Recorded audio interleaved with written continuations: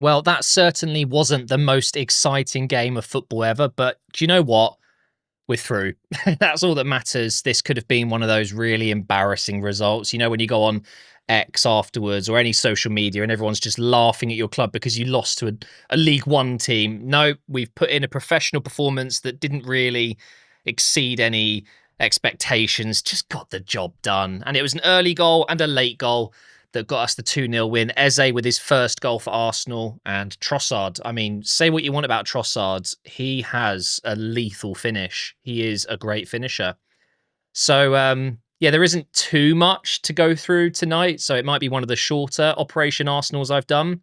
But we can go through the stats and I can give you guys a rundown on the lineup. And I've got some thoughts on Max Dowman, for example, and also some harsh words for Arteta, maybe. So, as expected, we've dominated the game. Here's the momentum. It always shows kind of who's controlled the game. And obviously, we've dominated the ball 81% after 96 minutes or whatever it was. Unbelievable, really. 11 shots to their 3, 2 big chances. They didn't really create a big chance. But do you know what? Port Vale did themselves proud. They actually had a couple of moments in the game, especially, well, actually, it doesn't look like it here, but they had some moments in the second half.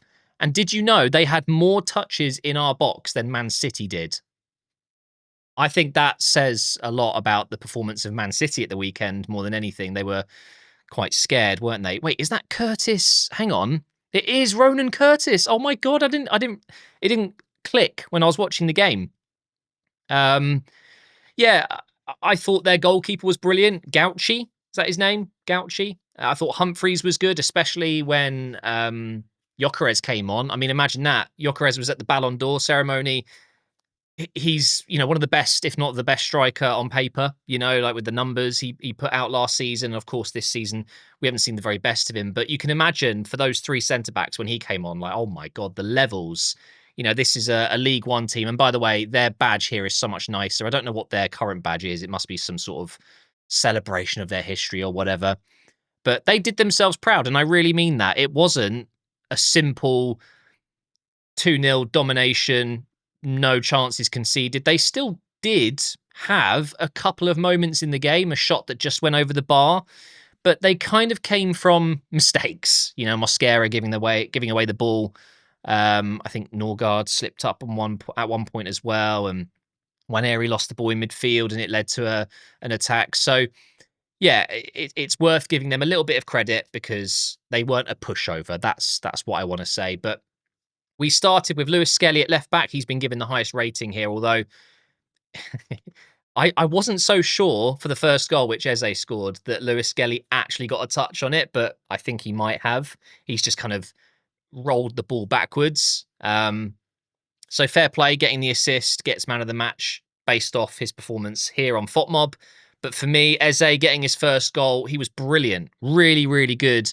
And do you know what? Norgard in midfield with Eze and Waneri either side. That is one of the most attacking setups we've seen all season long, with Martinelli on the left, Saka on the right, Marino through the middle. Yep, we're back there again. Wasn't too happy to see Saliba starting, if I'm honest, but obviously we have a couple of injury issues. And I didn't want to see Saka starting the game. So this is where I might have a little bit of a gripe for Arteta here. I think Arteta sometimes, for sure, is just too scared. He's too scared. This was the perfect game to give Dowman 60, 70 minutes. He came on and he was such a breath of fresh air. I'm not saying Saka was bad tonight, but Dowman did more. Some of the wing play, he's 15 years old, and these flicks and the first time chip over the top for Gyökeres to run in behind, it's quite astonishing. And this is literally the perfect game for him to start. It would have been so nice. And, Saka was getting kicked around, and I was just thinking, this is so pointless. We didn't need to play Saka from the start. I know he needs his minutes. He could have come on. I'm fine with him coming on as a sub. That's one gripe I have of Mikel Arteta. I just think sometimes he's a little bit too soft with his approach with young players. It took him way too long, I thought, to get Waneri properly involved, and he was really good today, I thought, actually, in that Ødegaard role.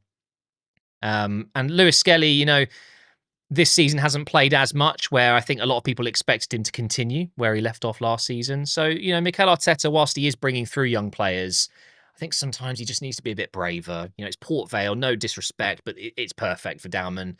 He could have played the whole 90 minutes tonight. But the thing is, we don't know the full picture. We don't know exactly what's going on behind closed doors. It might be Dowman isn't quite ready for a full 90 minutes of adult.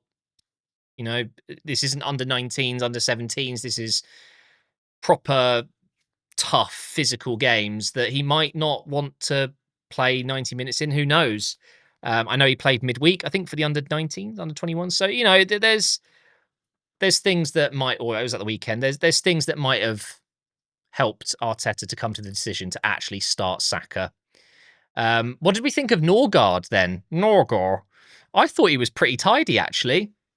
I think he's going to bring exactly what you expect. He's just solid, isn't he? He's got a really good.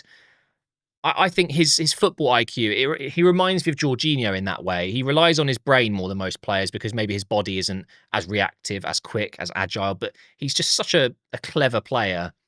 And I think Waneri and Eze really enjoyed playing next to him. And it was great to see Ben White as well get 71 minutes. I thought at times he looked pretty good, actually. But it's Port Vale, and I don't want to be disrespectful, but it's hard to judge a player coming back from a long-term injury when they're playing against a League One side. We need to see more of Ben White in the Premier League.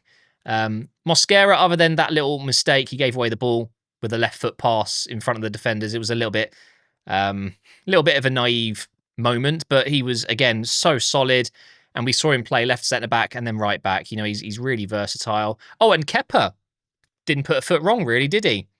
So the draw is coming in the next hour, but unfortunately, I'm not going to be able to record that. So hopefully we get an exciting draw for the next game. We've gone through. Big respect to Port Vale. And is there anything else I want to mention? I don't think so.